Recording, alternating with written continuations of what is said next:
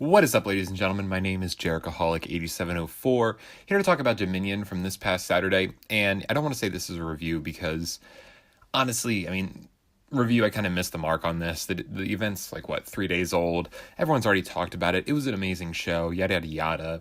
All the matches were great, and Okada Omega was one of the greatest matches we have ever seen. Personally, I would say it's probably the greatest match that I have ever seen. I've held that every Okada Omega match has gotten better as, the rivalry has ensued. I thought they topped themselves at Dominion last year, then they topped themselves at G1, and then they topped themselves here at Dominion 6.9.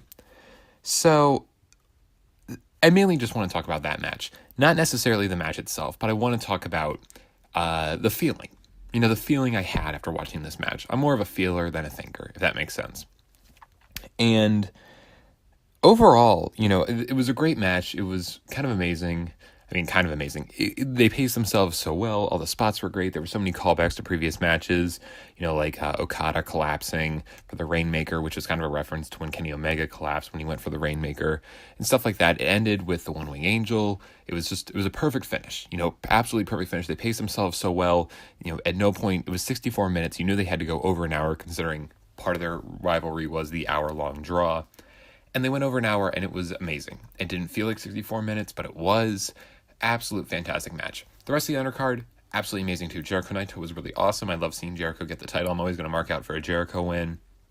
I really enjoyed the tag team title match with the Young Bucks and LIJ. I thought that was really, really good. What else was there? The Junior Heavyweight Championship match was really great.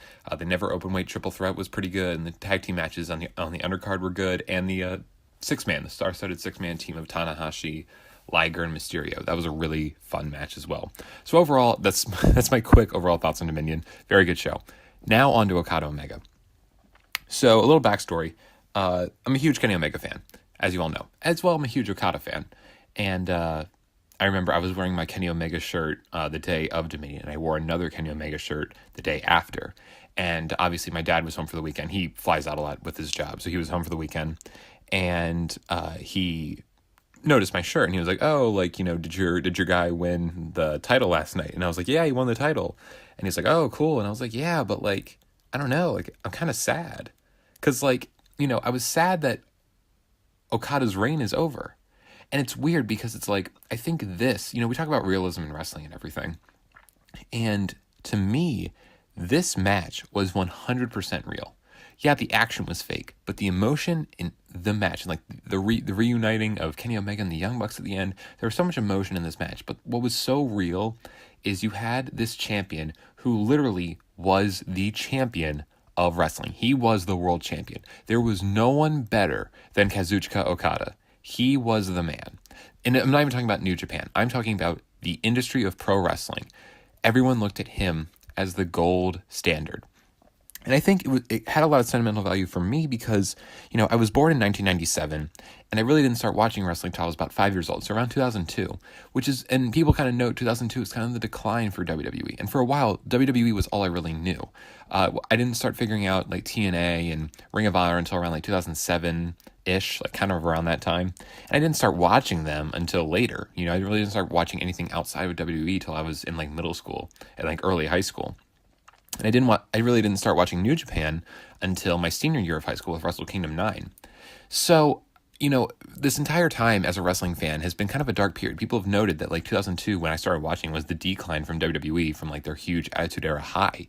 And as we've seen from, World Wrestling Entertainment and other things, it's wrestling isn't popular anymore. It wasn't, as big, and it's not, I don't even think popular is the right term I'm looking for. It's it's not as larger than life as it used to be. It's been exposed, people don't care about it anymore, and it hasn't been all that great, But to me, Okada as champion was something to be proud of. It was something to show non-wrestling fans, this is what wrestling's about. This guy he's carrying not only New Japan on his back, he is carrying the entire industry on his back.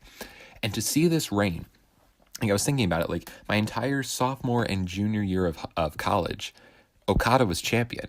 And I understand there have been championship reigns that have been longer than this. It was 720 days. We've seen year-long reigns in WWE. We've seen, those 8-year reigns from Bruno Sammartino, and Flair had a bunch of long reigns and stuff like that. But Okada kind of redefined this modern era of wrestling. For this 2-year period, he was the gold standard. And to see it all end was just, I don't want to say heartbreaking, because it was time. Like, I totally thought, like, going into this match, I was like, I wanted Kenny Omega to win because it's like, this is the person to beat Okada. If anyone's going to do it, it's going to be Kenny Omega. It's his time.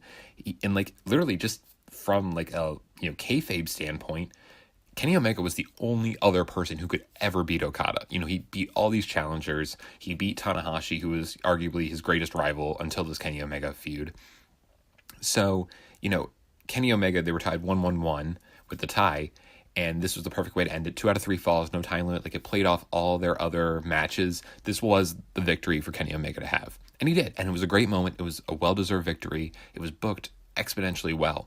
But, like, watching Okada's reign come to an end, especially at such, like, it climaxed. This was probably the best match of his entire title reign. And to see it all come crashing down on Okada and he lost the title, it was kind of moving.